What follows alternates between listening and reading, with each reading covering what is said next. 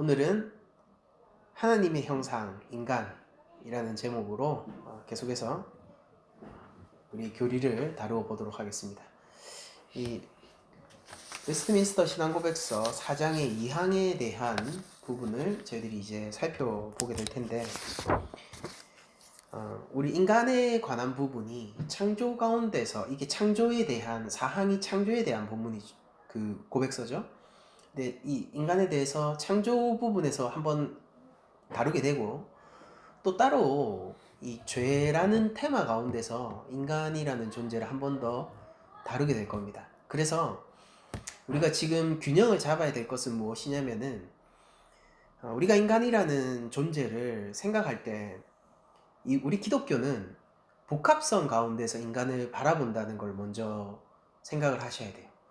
그러니까 오늘은 하나님의 형상으로서의 인간의 부분에 집중하게 될 테지만은, 또 한편으로 우리 인간은 죄인이라는 영역에 대해서 우리들이 놓치지 않고 있어야 될 것 같습니다. 그래서 이 고백서의 순서를 따라서, 이 고백서는요 논리적인 순서거든요. 그래서 이 논리적인 진행 가운데에서 어떤 일부분이 전체를 담고 있진 않다. 그러나 그 전체 가운데서 논리가 서는 것이기 때문에 전체의 논리 위에서 일부가 서 있다라는 것 역시 우리가 좀 생각을 해야 돼요. 그래서 보통 기독교의 인간론을 성악설이다라고 얘기를 많이 하는데, 이 성선설이냐 성악설이냐라는 형태의 이 단편적인 인간관으로, 혹은 백지설 이런 것도 있죠. 그러니까 인간은 아주 중립적인 존재로 태어난다, 이런 백지설 같은 것도 있지만은, 성경은 결코 인간을 이런 식으로 단편적으로 나누어서 보진 않습니다. 우리가 성악설이라고 얘기하는 것이 결론적으로는 실존적인 측면에선 옳다라고 얘기를 할 수 있는데, 그런데 그렇게 그냥 우리들이 도덕 시간 때, 요즘은 도덕 시간이 없다면서요. 그렇죠? 중고등학교 때는 도덕 시간이 있었는데, 도덕 과목에서 배우듯이 기독교는 성악설이야, 이렇게 얘기를 하는 거는 굉장히 성경의 인간관을 단편적으로 보는 거예요. 성경은 인간에 대해서 하나님의 형상이라고 얘기를 하면서 모든 피조물과는 다른 가장 긍정적인 형태로 찬미를 하고 있습니다. 인간을 가장 긍정하는 방법이, 인간은 인간이다 라고 이야기하는 것보다 인간은 신의 형상이다 라고 얘기하는 게 인간을 가장 찬미하는 방법이 아닐까요? 그러니까 인간에 대해서 가장 긍정하는 형태의 명제가 있다면은, 저는 그것이 인간은 참으로 인간이다 라는 인문학적 명제보다는 인간은 하나님의 형상이다 라고 얘기하는 기독교적 명제가 더욱더 참되다, 더욱더 인간에 대한 긍정적인 명제다 라고 개인적으로 믿는 편입니다. 물론 인간은 그 자체로 신이다 라고 얘기하는 사람들도 있을 수 있겠지만은, 그렇게까지 성경이 나아가고 있지는 않아요. 인간은 하나님의 형상입니다. 그럼 이런 인간에 대한 긍정적인 견해와 일종의 찬미 가운데서 성경이 여전히 우리에게 강하게 고백하고 있는 것은 인간은 죄인이라는 측면이에요. 이번 시간에 깊게 다루게 되진 않을 테지만은, 우리가 반드시 이 신앙고백서를 진행하다가 만나게 될 부분입니다. 인간은 죄인이라는 거예요. 성경이 이 부분에 대해서 굉장히 진지하게 받아들이죠. 인간이 죄인이라는 것은 모든 영역에서 하나님께 닿을 수 없고 하나님을 추구하지 않은 오염 가운데 있다는 것을 뜻합니다. 이걸 신학적인 용어로는 전적 타락이라고 해요. 전적 타락이라고 하는 것은 기본적으로 얼마나 깊이 타락했느냐의 문제가 아니라 영역의 문제예요. 모든 영역에서 누군가는 깊이, 혹은 누군가는 좀 덜, 그러나 모든 인간이 모든 영역에서 타락했다라는 것을 성경은 아주 진지하게 우리에게 얘기를 하고, 그런 우리들이 하나님의 형상이라는 것에 대해서 문제점을 삼습니다. 한편으로 인간에 대해서 가장 절망하고 있는 것이 또한 기독교라는 소리예요. 우리는 인간을 향해서 찬미를 보내고 최대한의 긍정의 표현을 쓰고 있지만은, 그러나 또 한편으로는 인간에 대해서 절망하고 인간의 나약함과 인간의 죄악을 직시하고 있는 것이 기독교가 가지고 있는 인간의 관점이라는 것입니다. 우리들은 생각하는 모든 영역에서 하나님을 떠나 있는 거예요. 아름다운 열매를 맺지만은, 그러나 그것이 하나님 앞에서 결실을 맺지는 못할 거예요. 제가 아름다운 열매라고 분명히 얘기했어요. 나 하나님 앞에서 인정받을 만한 열매를 맺지 못한다라는 거예요. 하나님을 추구하고 있지 않은 이성이기 때문입니다. 우리 양심과 감정과 삶의 의지적 영역 모두, 그것이 어떤 상황 가운데서, 어떤 시대 가운데서, 어떤 형태로 발현되고 있든 그 모든 것들은 자연인의 상태에서는 결코 하나님을 추종하지 않고, 그것이 상대적으로 좋은 열매, 상대적으로 아름다운 열매를 맺는다 하더라도 하나님 앞에서 인정받을 만한 거룩의 열매는 맺을 수 없는 것이 인간이라는 것이고, 이런 인간이 상대적 존재라면은 우리가 맺는 상대적 열매로 평가를 받는 것으로 만족하게 될 것이고, 그게 공정하겠지만은, 이미 우리 성경은요, 그리고 하나님은 우리를 하나님의 형상으로 지으셨기 때문에 그 가치에 걸맞는 열매를 맺었느냐 아니냐로 평가를 받는 것이 공정한 평가라는 난제가 우리 인생 가운데 서게 되는 거예요. 우리가 차라리 다른 피조물처럼 그저 인간으로 지어졌다면은 차라리 나을 수 있겠죠.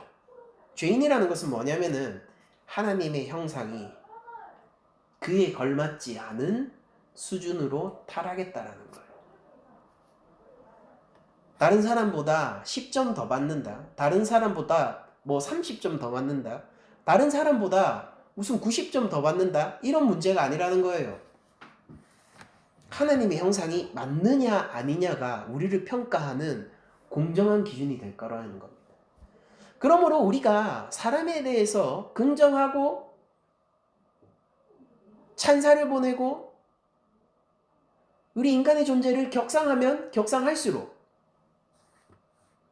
우리에게 더해지는 죄악의 깊이와 무게는 더욱 커지는 아이러니 속에 우리 인간관이 형성되고 있는 거예요.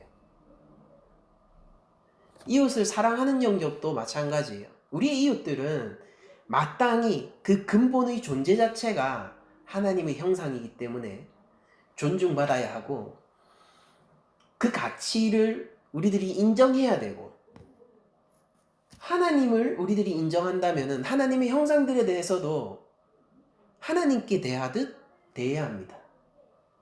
섬기고 사랑해야 된다는 존재라는 것이죠. 그러나 그들이 참된 하나님의 형상으로서의 회복을 가진 존재라면 이 태도가 우리에게 아무런 문제가 되지 않고 우리의 삶을 더욱 풍성하게 할 테지만은, 우리가 그런 태도를 가져야 하는 존재들은 동시에 타락한 존재예요. 그래서 우리가 괴로운 것이죠. 하나님을 향하여서는 우리들이 더욱더 섬김과 사랑을 보낼수록 우리 삶이 풍성해지지만은, 우리 이웃들을 향해서는 같은 태도를 가졌을 때 상처받게 되고 공격받게 되고 여러 가지 억울한 일도 당하게 되고, 그 태도를 견지하기 위해서 수많은 노력이 필요하고 싸워나가는 군사적인 태도가 필요하지 않습니까? 그래서 그리스도인은 강한 사람만 될 수 있는 거예요. 여러분들한테 강한 사람이 되라고 부탁을 드리는 겁니다.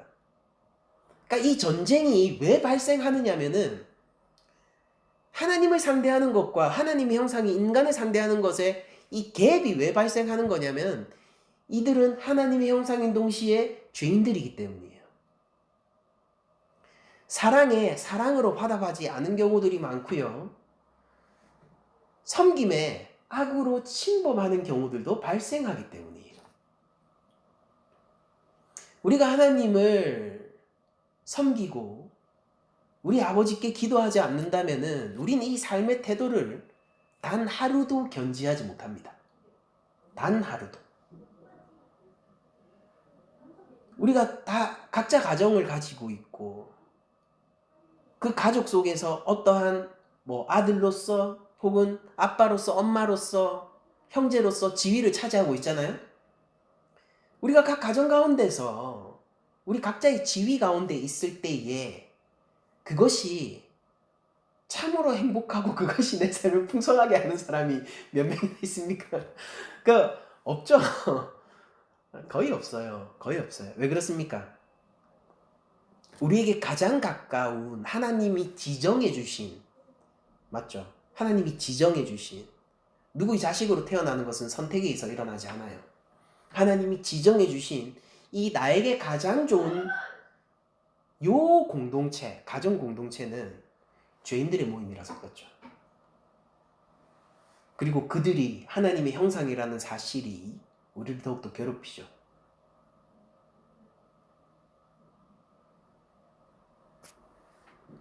우리는 우리 가족들을 향해서 함부로 할 수 없다. 신성적인 자세로 그들을 대해야 한다라는 것과 그러니까 죄인이라기보다는 죄를 용납할 수 없다라는 이 두 긴장 관계 속에서 가족의 일원으로서 관계를 형성하고 또 이게 또 조금 더 벌어진 이 거리감이 좀 있는 관계가 이웃 관계 아닙니까? 이웃의 관계 속에서 여전히 이 긴장감을 가지고 뭔가 답을 찾아 나가려고 해야 되고 우리 교회 안에서 믿음의 공동체지만은 여전히 우리들은 죄인의 습성을 가지고 있단 말이에요. 이 공동체 가운데에서 이 긴장의 끈을 뭔가 어딘가를 찾아야 돼요. 선을. 그걸 성령님과 함께 찾아가면서 노력하는 공동체가 되어가는 것이죠. 이런 것들이 힘들다라는 거예요. 쉽지 않은 일입니다. 난이도가 높아요. 그래서 우리에게 성숙이 필요한 것이고 믿음의 담대함과 강함과 하나님에 대한 절대적인 의지가 필요한 것입니다.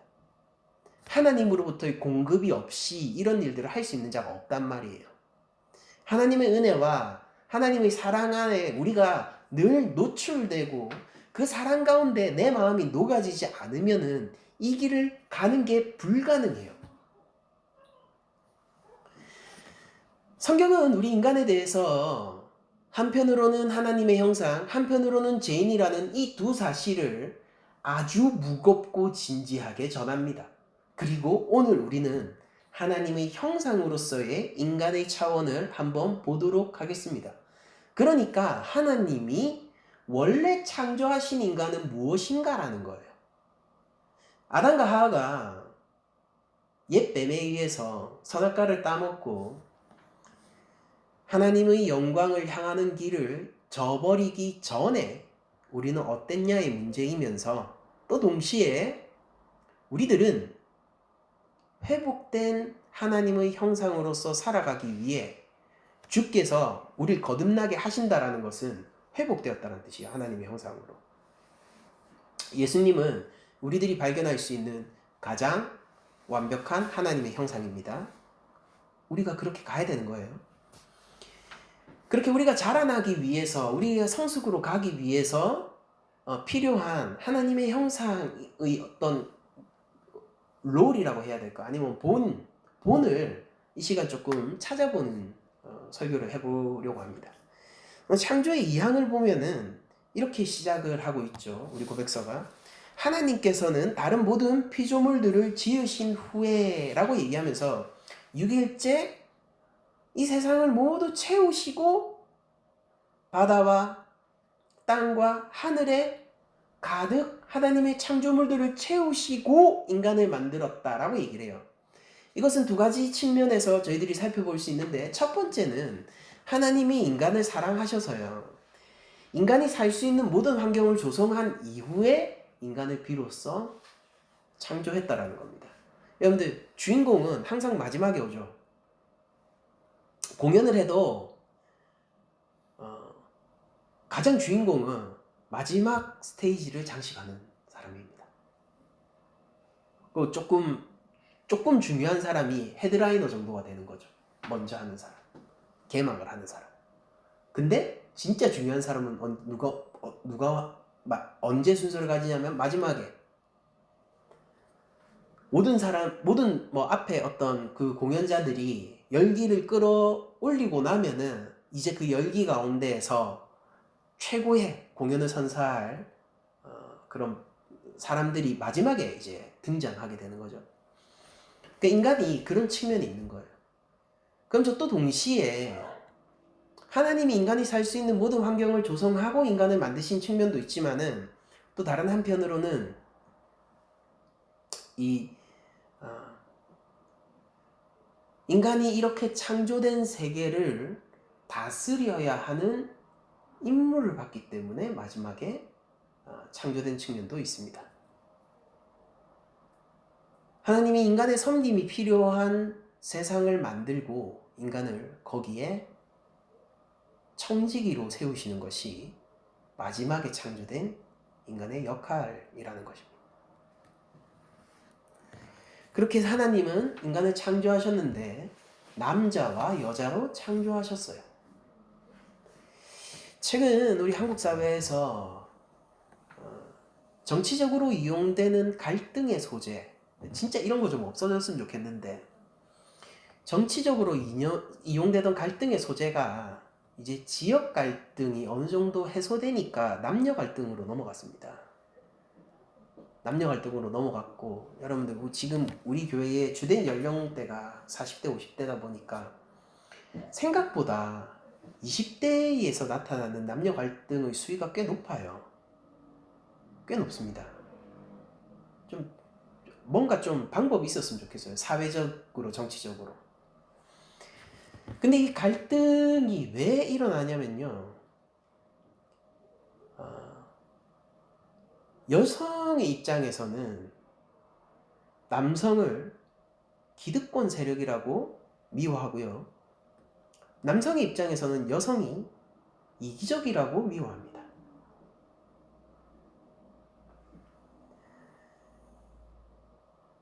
그리고 이렇게 그룹을 지을 수 있는 것은 명백히 남성과 여성의 두 집단이 다른 특성을 가지고 있기 때문이에요. 남자와 여자는 공히 모두 하나님의 형상입니다. 실제로 우리가 뭐 IQ라든지 아니면은 성격의 격차라든지 여러 가지 지표를 통해 가지고 심리학적인 통계를 쫙 내잖아요. 그럼 남자와 여자의 능력의 차이가 거의 없어요. 거의 없습니다. 모두 다 하나님의 형상이에요. 똑같이 지음받았습니다, 우리가. 그러나 이렇게 똑같이 지음을 받았음에도 불구하고 갈등으로 나아갈 수 있다는 것은 남성과 여성 집단에서 차이가 나는 이 작은 차이가 결코 작지 않고 갈등을 일으킬 수 있을 만큼 크리티컬한 차이라는 거예요. 우리는 그렇게 해석을 할 수밖에 없죠. 통계학적 지표는 거의 차이를 보이지 않습니다. 거의 극단 쪽에서 정도 차이를 보일 뿐이에요. 그러니까 제일 폭력적인 사람이 있으면 남자예요. 언제나 집단 가운데서 가장 폭력적인 사람은 항상 남자예요. 그리고 집단 가운데서 가장 인간 친화적인 사람이 있으면 항상 여자예요. 집단 가운데서 극단적인 리더십을 가지는 사람은 언제나 남자예요. 이 집단 가운데서 가장 극단적인 봉사심을 가지는 사람은 항상 여자입니다. 그러니까 근데 이것도 미세한 차이거든요. 근데 이 미세한 차이가 어떻다라는 거예요? 굉장히 중요한 차이가 된다는 거예요. 실제 남녀 간의 어떤 함께 살아감에 있어서는. 여러분들 그 집단 가운데서 가장 힘센 사람 있잖아요. 물리적으로 힘이 세고 가장 일을 잘할 수 있는 사람은 언제나 남자입니다.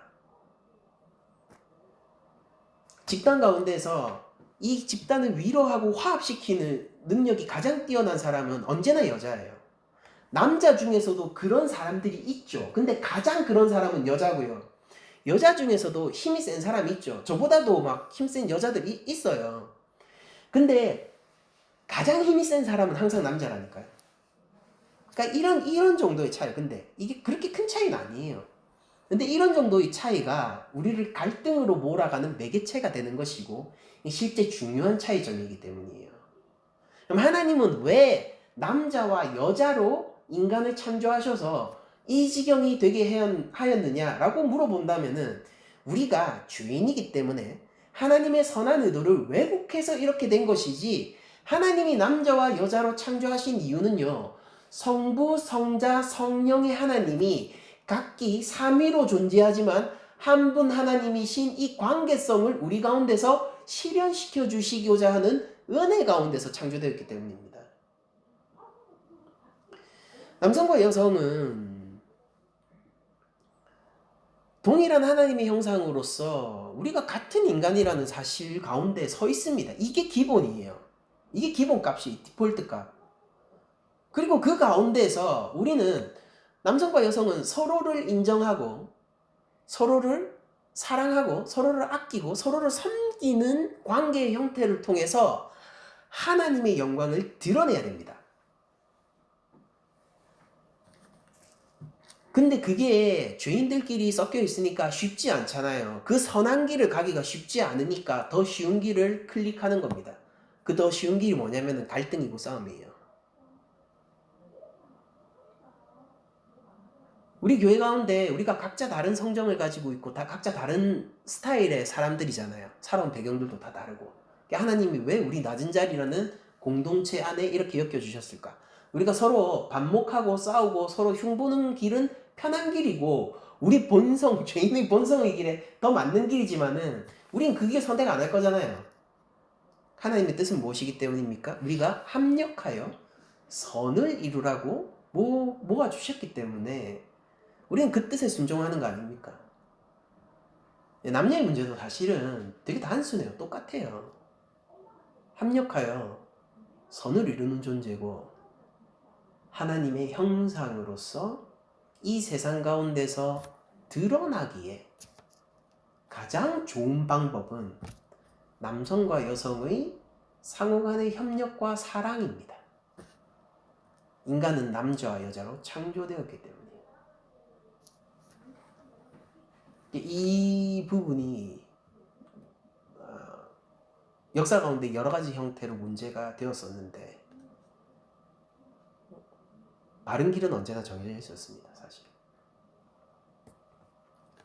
이렇게 우리 인간은 남자와 여자로 창조되었습니다. 그리고 당연히 남자와 여자 모두 고백서를 따르면은 이성적이고 불멸적인 영혼을 주셨다라고 얘기를 하면서 우리에게 영혼이 있는 존재라는 것을 신앙고백서는 알리고 있습니다. 성경의 가르침이죠. 영혼이 있다는 것은요, 불멸의 영혼을 가지고 있다는 것은요, 하나님이 영원하심으로 우리가 영이신 하나님과 교제할 수 있는 기능적인 부분에서 영혼이 주어졌다는 걸 뜻하는 거예요. 여러분들 육신과 영혼이 분리됩니까? 근데 우리 생각해보면은 막 유체이탈 이런 거 막 영화 소재로도 있고, 그리고 우리 영혼이라는 것은 나도 인지하지 못하는 내 안에 있는 뭔가 뭐 이런 식으로 생각하잖아요. 근데 여기서 영혼이라고 얘기하는 거는요, 분명히 구분할 수는, 그러니까 우리가 구별해서 얘기할 수는 있지만, 육체와 영혼 이렇게 구별해서 얘기할 수는 있지만은 나라는 존재는 결코 육체와 영혼 이런 식으로 분리되지 않는 전제 위에서 우리가 영혼을 가지고 있다고 얘기하는 거예요. 그래서 우리는 언제나 육신의 부활을 믿죠. 사람은 처음부터 육신으로 창조됐습니다. 처음부터요. 이것은 선한 것이고 이게 인간의 본질이에요. 영혼이 우리의 본질이 아니라 육체가 우리 인간의 본질이고요. 영혼도 그냥 나라는 존재 가운데서 나를 구성하고 있는 영원한 하나님과 교제하기 위한 기능적 영역에서 주어진 영혼이 있는 것입니다. 그래서 제가 영혼에 대해서 얘기하고 여러분들의 영육을 강건하게 하세요. 혹은 영적인 사람이 되세요. 뭐 이렇게 얘기하는 것들이 결코 내가 살아가는 이 육신과 떨어진 신비 뭐 이렇게 뭐라고 해야 됩니까? 신비주의적인 어떤 그런 것들을 통해서 도달할 수 있는 것이라고 결코 생각해서는 안 됩니다. 성경이 그 스탠스가 아예 없어요. 아예 없어요. 성경 자체가. 바울이 영적인 사람이다라고 얘기하고 성령의 열매를 맺으라고 하는 것이 지극히 도덕적인 사람이었죠. 맞잖아요. 오래 참고 인내하라. 선을 더욱더 더하라. 맞지 않습니까? 우리가 서로 화평하는 것은 참으로 영적인 열매 아닙니까? 이 땅, 이 공간, 우리의 육신을 가지고 서로 말하고 서로 만지고 서로 함께 식사하면서 이뤄가는 일 아닙니까? 그런 거예요. 그러니까 나라는 존재가 하나님 앞에 서는 것이 영적인 사람이 되는 거고, 나라는 사람이 하나님 밖으로 벗어나서 서는 것이 육적인 것인 거지. 이게 뭐라고 해야 됩니까? 우리 인간 안에 또 분명히 영혼이 존재하지만 그게 뭔지 정확하게 설명도 못해요. 그래서 그냥 단순하게 이렇게 생각합시다. 영원하신 하나님과 교제하기 위해서 우리들에겐 영혼이 주어졌고요. 이 영혼은 불멸해요. 그러므로 심판을 받으면은 영벌 가운데 처하게 되는 겁니다. 논리적인 전개죠. 우리가 상을 받게 되면은 영원한 하나님 나라에서 상을 받게 되는 거예요. 그러니까 예수님 잘 믿어야겠죠. 그러니까 우리에게 영혼이 있습니다. 그리고 또 우리에게 이렇게 하나님이 얘기를 하시는데, 우리는 하나님의 형상이다. 자기 자신의 형상을 따라. 인간은 하나님의 형상이에요. 인간은 그 자체로 존엄한 존재입니까?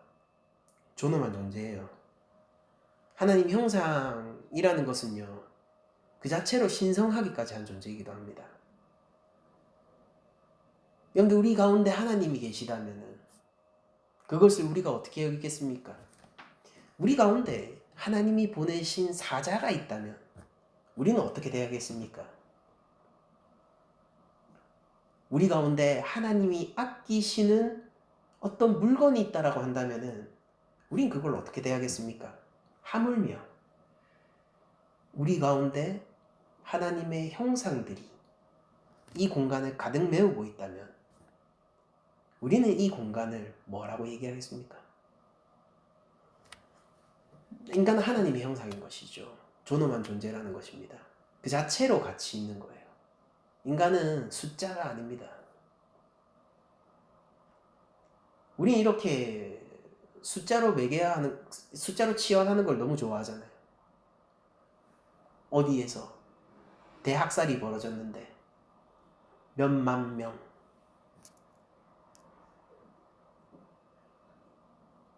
제주항공에서 또 얼마 전에 큰 사고가 있었죠.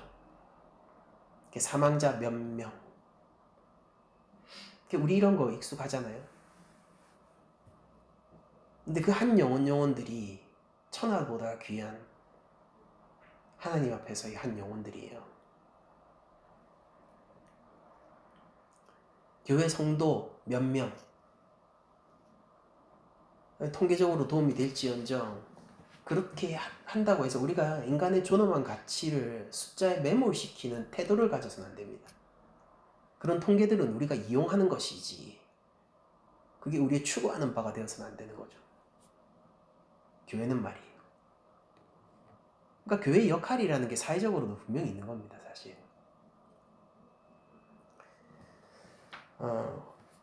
우리는 하나님의 형상이며 또한 형상을 따라서, 이게 분명히 그러면 형상을 따라서라는 것은 하나님에게도 이 능력이 있다라는 것을 뜻하는 거겠죠. 지식과 의와 참된 거룩함을 부여해 주셨다라고 하고, 자, 지식, 의, 참된 거룩함이에요. 이 지식은 뭐냐면은 하나님을 아는 지식, 세상을 아는 지식이에요. 의라는 것은 하나님의 의를 가리키죠. 참된 거룩함은 하나님이 가지신 거룩함을 얘기하는 거예요. 아담과 하와가 그랬다고요. 그러니까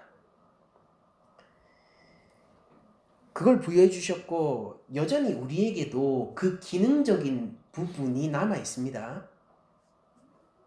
이성과 양심, 감정, 삶의 의지적 영역 이런 것들 가운데 여전히 남아 있어요. 기능적으로 말입니다. 실제 그 기능을 할 수 있느냐의 여부는 이제 죄인이라는 사실 가운데서 무너지게 되겠지만, 자 그렇게 지식과 의에 참된 거룩함을 부여해 주셨고, 그리고 그들 마음에 하나님의 율법을 기록해 주시고 율법을 성취할 수 있는 능력도 주신다라고 했어요.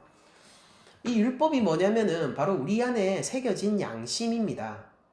바울이 로마서를 보면은 율법을 받지 못한 이방인들도 그들 마음 가운데 있는 양심이 그들이 율법이 된다라고 했죠. 율법이라는 것은 기본적으로 어떤 한 법조항을, 여기서 얘기하는 율법은 어떤 법조항 하나하나 피먹지 말라 이런 걸 얘기하는 게 아니라 참으로 하나님의 성품을 따라서 이 세상 가운데 우리에게 요구되는 율법의 정신을 얘기하는 거예요. 이게. 그러니까 우리 인류 사회를 덮고 있는 공통된 도덕적인 가치관, 윤리적인 가치관 같은 것들이 이 양심이라는 것을 통해서 만들어지는 것이고, 우리에게 선천적인 능력이 있다라고 보는 거예요. 그러니까 칸트도 그런 입장인 거죠. 우리들은요, 모두 다 우리 안에 날 때부터 가지고 있는 양심을 가지고 있고, 또 우리가 그것을 추구해서 성취할 수 있는 능력을 애당초 가지고 있습니다. 여전히 지금 태어나고 있는 모든 아이들, 그리고 우리들도 그 기능적인 측면을 가지고 있어요. 다만 우리들은 죄인이고 타락했기 때문에 그 기능을 가지고 바르게 쓰는 것이 아니라 그 기능을 가지고 세상의 영광, 나의 영광을 위해서 쓰는 것이 문제일 뿐이라는 거예요. 그러나 적어도 우리가 하나님께로 나아가고 하나님의 말씀을 청종하고 하나님의 말씀 가운데서 순종할 수 있는 그런 기능을 가지고 있다는 사람이라는 것, 그 자체만으로 이 사람은 참으로 존귀하고 대접받을 만한 존재라는 것이 또 한편의 결론이기도 한 겁니다. 그러니까 여러분들, 우리가 균형을 가지고 한번 보는 거예요. 하나님의 형상으로서 인간은 죄인이다. 이 선타기를 제가 계속 하고 있는 겁니다. 자, 우리는 양심을 가지고 있죠. 그러면 우리들은요, 하나님에게서 온 지식과 의와 거룩함을 추구할 수도 있고, 맞지 않습니까? 그럼 여기에서는 이성적 능력이 따라야겠죠? 그러면서 또 동시에 우리의 감정과 의지적인 영역이 함께 움직여야 되는데, 그것을 제가 양심이라고 부르는 것이고, 여기에서 기록된 이 신앙고백서에서 기록된 율법이 우리 안에 이미 있으며 우리가 율법을 추구하고 그것을 성취할 수 있는 능력이 있다는 것이 바로 양심을 일컫는 것입니다. 우리는 하나님을 알 수 있는 능력이 있어요. 그 하나님이 우리에게 말씀해 주시기 때문에 우리가 알 수 있습니다. 하나님이 자기 자신을 세상에 보이셨어요. 특히 그리스도를 통하여서 참으로 성부 하나님은 이 땅 가운데 드러나셨습니다. 우리가 생각할 수 있고 우리가 이해할 수 있고 우리가 복잡하고 심지어 이 뭐라고 해야 되면 형이상학적인 우리 생각마저도 할 수 있잖아요. 개념화 이런 것도 우리 할 수 있는 거잖아요. 평화라는 거 뭐예요? 우리는 알고 있잖아요. 발언권 이런 거 뭡니까? 우리 개념화 하잖아요. 그러니까 이런 형태의 사고를 할 수 있는 우리, 불평등 이게 뭡니까? 평등은 뭐예요? 그러니까 이런 것들을 우리들이 알고 할 수 있는 이런 질서를 잡아낼 수 있는 능력이요, 본디 하나님을 알고 하나님의 뜻을 알기 위해서 주어진 능력이에요. 예수 그리스도를 통해서 하나님이 이 땅 가운데 자신을 드러내셨고 계시하셨습니다. 참으로 예수님은 나를 본 자가 아버지를 보았다라고 했고 우리들은 그 말이 진실임을 알고 있죠. 그러니까 우리가 생각하고 사고하는 것을 통해서 우리는 하나님을 알아가야 되는 존재예요. 제가 우리 한국 교회 특히 조금 불안하게 생각하고 있는 것이 우리가 어느덧 이 반지성주의로 나아가고 있다는 거예요. 그냥 세상이라는 말로 논리적인 사고와 합당한 사고를 무시하고 있다는 겁니다. 그래서는 안 돼요. 하나님이 지으신 세상과 하나님이 세상을 운영해 나가고 계신 역사의 주인 되신 하나님이 이 세상을 운영해 나가고 계시는 측면도 우리는 당연히 관심을 가져야 되죠. 그럼 교회에서 일어나지 않는 모든 일은 악한 일입니까? 아니에요. 교회에서 일어나는 일 가운데서도 악한 일이 있고 세상 가운데서 일어나는 일 가운데서도 선한 일이 있습니다. 우리는 하나님을 추구하는 거죠. 교회라는 조직체를 추구하는 게 아니란 말이에요. 우리가 가톨릭입니까? 그러니까 우리가 반지성주의가 어느덧 들어왔고 이 반지성주의는요 무엇에 의해서 만들어졌냐면은 오랫동안 목사들이, 저도 목사지만 이에 대한 책임을 느낍니다. 오랫동안 목사들이 성도들에게 그냥 믿으면 돼 라고 얘기하면서 의심하고 사고하는 능력들을 억제해온 그 열매를 지금 우리 세대가 맺고 있는 거예요. 아주 농사가 잘 됐습니다. 그래서 너무 걱정돼요. 아주 잘 익어서 좋은 열매들이 나왔습니다. 무지의 열매가요. 여러분들, 그러므로 생각하고 사고하고 의심하세요. 믿음은 의심을 넘어서 나오는 겁니다. 질문하세요. 하나님 못 믿겠으면은 정직하게 못 믿겠다고 할 수 있는 거 아닙니까? 하나님 살아계신데 증명하시겠죠. 저는 그렇게 믿음을 키워왔습니다. 그렇게 여러 가지 방해물들과 장애물들을 넘어온 이후에야 단단한 믿음이 갖추어지는 거죠. 의심과 무지는요, 억누를 수는 있지만 사라지진 않아요. 의심과 무지는 답을 얻을 때에만 비로소 그 뿌리가 제거됩니다. 하나님이 우리가 얘기하는 지혜의 하나님, 창조주 하나님이 고작 우리의 그런 질문에 대답을 못하신 하나님일까요? 우리가 가지고 있는 여러 가지 의문들에 대해서 우리가 대답할 수 없었다면 기독교는 2000년 이상 세상에 답을 주는 종교라고 자부할 수도 없었을 것이며 살아남지도 못했을 거예요. 그러므로 바르게 하나님을 추구하시고 정직하게 하나님을 추구하시고 내 양심에서도 정직하게 그리고 태도에서도 정직하게 하나님 앞에 질문하고 답을 찾아가십시오. 시기의 문제일 뿐, 늦거나 빠르거나의 문제일 뿐 하나님은 항상 답을 주실 겁니다.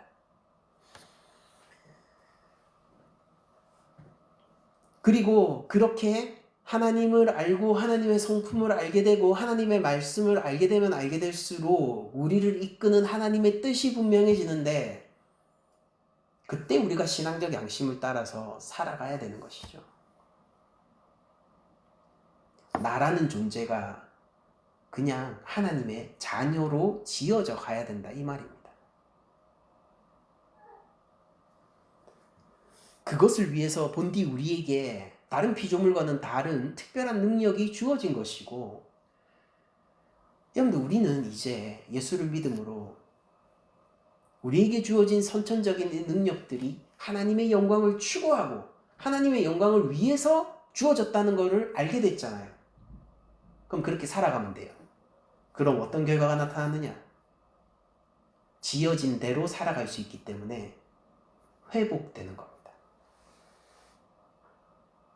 그리고 이것은 즐겁고 행복하고 자유한 길이에요. 내가 하나님의 종이라는 것은요, 내가 부자유한 사람이다라는 것을 얘기하는 것이 아니라 아이러니하게 나는 세상 가운데서 가장 자유한 사람이다를 선언하는 것과 똑같습니다. 우리는 하나님의 종입니다. 하나님의 사랑에 매였어요. 그분의 은혜에 매였고 그분의 구원 가운데 매여 있습니다. 그것을 떠날 수도 없고 떠나지도 않을 거예요. 그로 말미암아 우리는 참된 하나님 나라의 시민으로서의 자유를 누리게 될 거예요. 이게 하나님 영광을 추구해야 되는 것이죠. 그 영광이 나를 통해 마치 거울에 빛이 반사되듯 세상 가운데 드러나야 되는 것이죠. 그게 빛과 소금이 되는 거예요. 내가 발광체인 것이 아닙니다. 하나님이 태양이시고 하나님이 빛나세요. 나는 그것을 이 땅 가운데 가져올 거라는 거예요. 무슨 능력으로? 생각하세요. 신앙적 양심을 따라 사십시오. 하나님의 말씀에 순종하십시오. 이걸 통해서요. 신비한 능력이 있어야 합니까? 아니에요. 그냥 지어진 대로 살면 되죠. 더 똑똑한 사람이 있고 덜 똑똑한 사람이 있습니다. 주어진 대로 살면 돼요. 근데 10달란트 받았느냐 1달란트 받았느냐 상관없어요. 우리 주께서 중요하게 생각하는 거는 몇 달란트냐가 아니라 순종이기 때문이죠. 그러니까 우리가 각자의 자리에서 청종하자고요. 생각하고 이해하고 신앙적 양심을 따라서 선택하고 결정하고 하나님의 자녀로서 살아가자라는 겁니다. 본래 그것을 위해서 우리가 창조됐다라는 것입니다. 그리고 그 하나님의 뜻은 이웃 사랑이에요. 생육하고 번성하고 세상을 다스리라. 섬김의 방식으로 다스리라는 거예요. 세상을 사랑할 수 있는 방법들이 우리 각자가 다 다를 겁니다. 우리가 각자의 영역에서 세상을 사랑하고 우리가 받은 능력대로 세상을 섬기면서 우리가 이 세상의 빛과 소금으로 각자의 자리에서 박혀 빛나자 말이에요. 그게 본디 인간을 창조하신 하나님의 뜻을 따라 사는 자유 하나님 나라의 시민의 삶의 방식인 것입니다.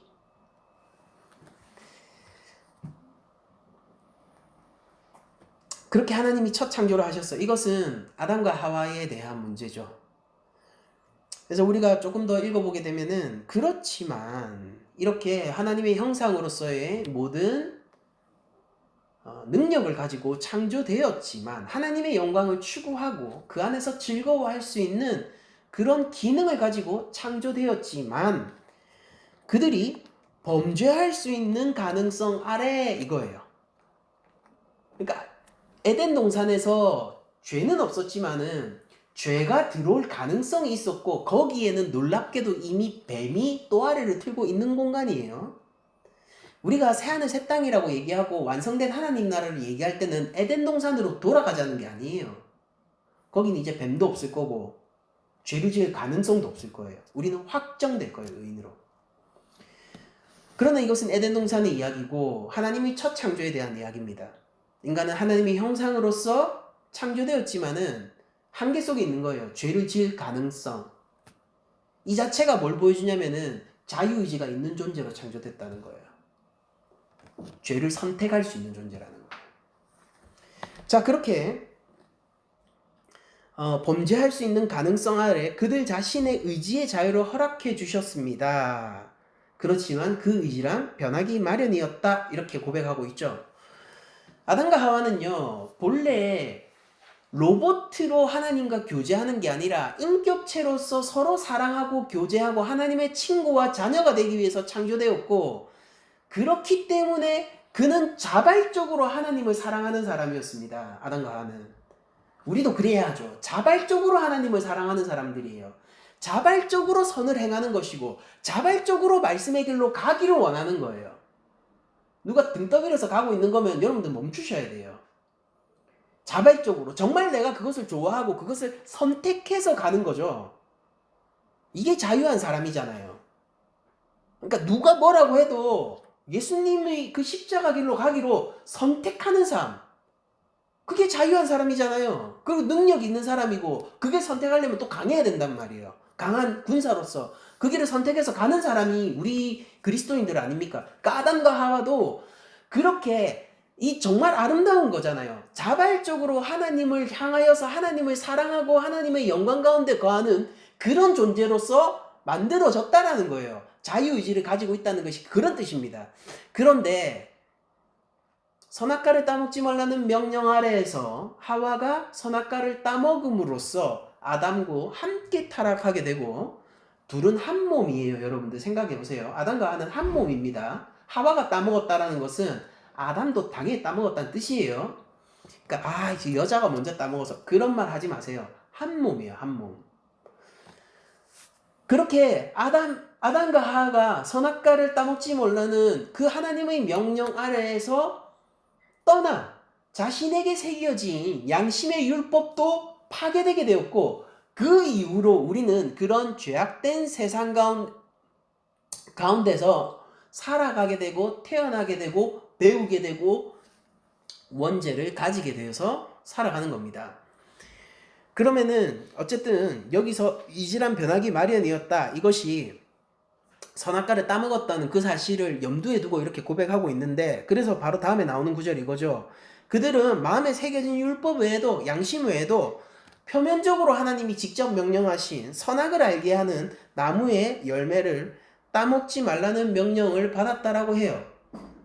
그리고 여기서 주목하고 있는 것은 첫 창조에 하나님의 형상으로서 지어진 그 부분이기 때문에 이어지는 고백이 그런데 따먹었다가 아니라 따먹기 전 상태를 보여주는 거죠. 그들은 그 명령을 지키는 동안 조건이 뭐예요? 하나님의 명령을 지키는 동안 가장 인간다웠다라는 거예요. 제일 자유했다는 거예요. 제일 행복했다라는 겁니다. 삶에 가치가 더해졌다라는 거예요. 보람된 삶을 살았다라는 겁니다. 그 명령을 지키는 동안 하나님과 교통하는 가운데서 행복하였으며 또한 피조물들을 다스렸다. 하나님을 사랑하고 이웃을 사랑하는 이 구도 가운데서 행복하고 그들 본연의 인간으로서의 가치를 누렸다라고 하는 것입니다.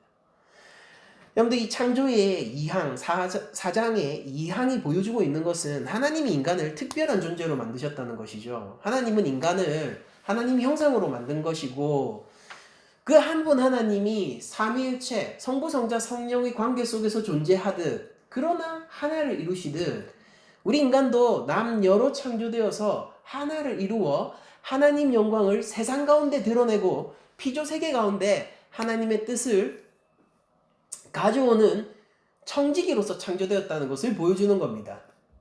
이걸 위한 능력이 있는 거예요. 우리 가운데. 이걸 위한 능력이 있는 거예요.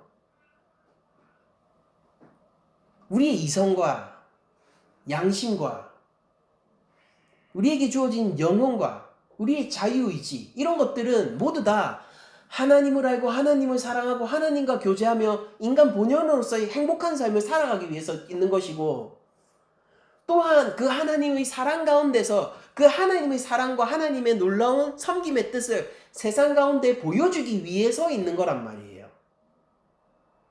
제가 알고 있는 사람 중에서 교회에서 만난 친구가 있는데 동생이었어요. 예전에 교회에서 만난 친구가 멘사 회원인 걸 나중에 알았습니다. 나중에 알았어요. 그리고 엄청난 능력이 있었어요. 이게 딱 책을 보잖아요. 그러면은 이걸 사진 기억이라고 합니까? 그 장면을 기억하는 거예요. 책 한 페이지를 통으로 사진처럼 기억하는 능력이 있는 거예요. 그 능력이 있다는 건 알았는데 그걸 가진 사람을 그때 처음 봤거든요. 그러니까 공부를 잘하느냐? 엄청나게 잘하겠죠. 이런 말이 어떻게 들릴지 모르겠는데 공부 안 하는데 공부를 너무 잘하는 거예요. 공부를 안 해요. 근데 너무 잘해요. 공부를. 이거 재능이라고 얘기하는 것 이외에 설명할 방법이 없죠. 이게 원해서 얻은 것이 아니라 선천적인 능력이란 말이에요. 그러면은 그런 그 능력을 가진 동생이 행복하게 살았느냐? 여전히 고민하면서 삽니다. 저한테 상담했어요. IQ가 제가 훨씬 떨어질 텐데. 왜 저한테 상담합니까? 인간이라는 존재는 능력만으로 결정되지 않기 때문이죠.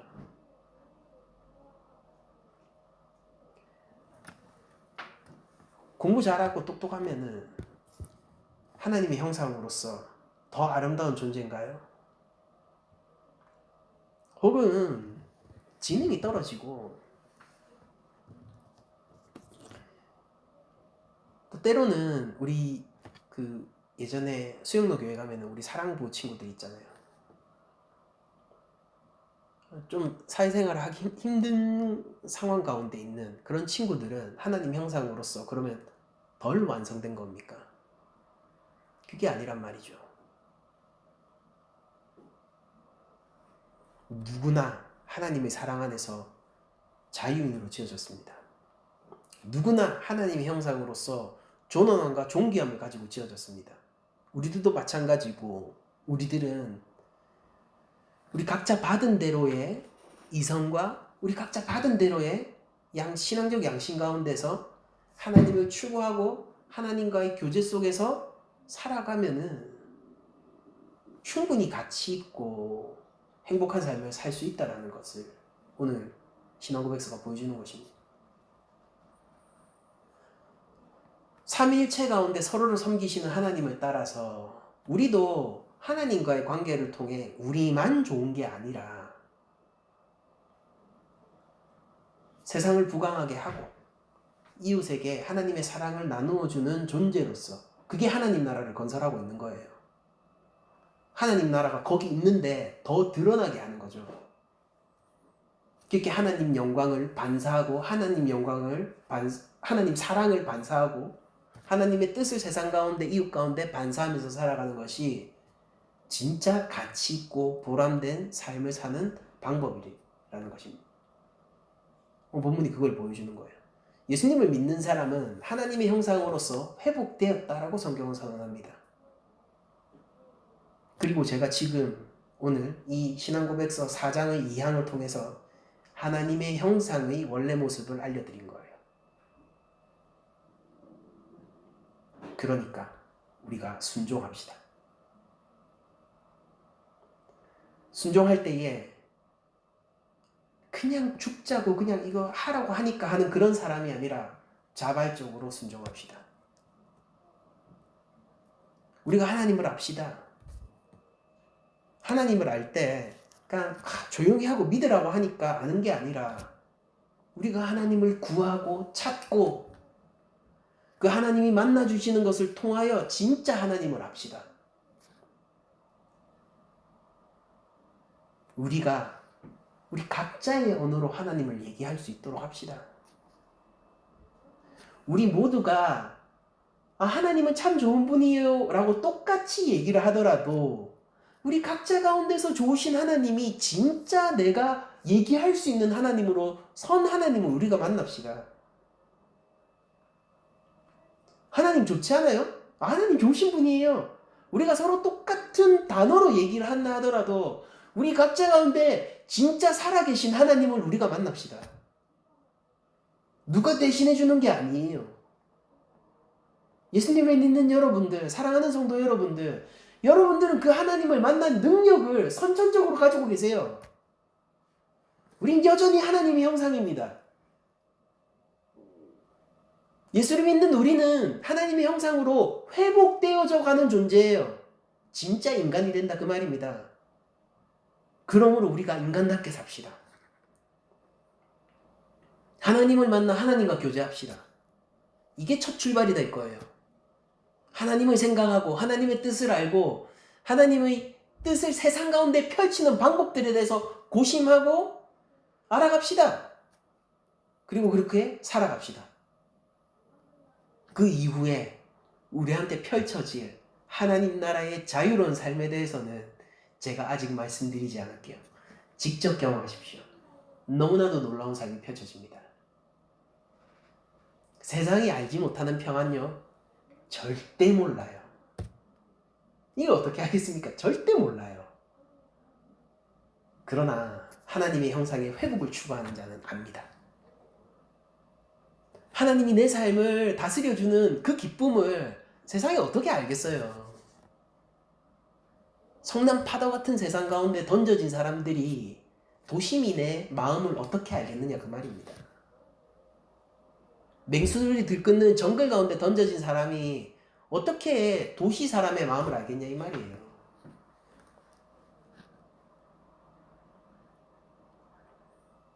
여호와라는 성이 우리를 지켜줄 거예요. 하나님을 만납시다. 그로 인해 우리가 생육하고 번성하고 다스립시다. 파괴한다는 뜻이 아니라 살린다는 뜻이고, 억압한다는 뜻이 아니라 섬긴다는 뜻입니다. 그렇게 주를 따라 나아갑시다. 한 주간 하나님의 형상으로서 더욱더 회복되는 여러분들을 기대하고 축복드리며, 참된 하나님의 형상이신 예수 그리스도를 따라 더욱더 성숙함에 이를 여러분들의 삶을 믿고 축복하며 모든 말씀을 마치도록 하겠습니다.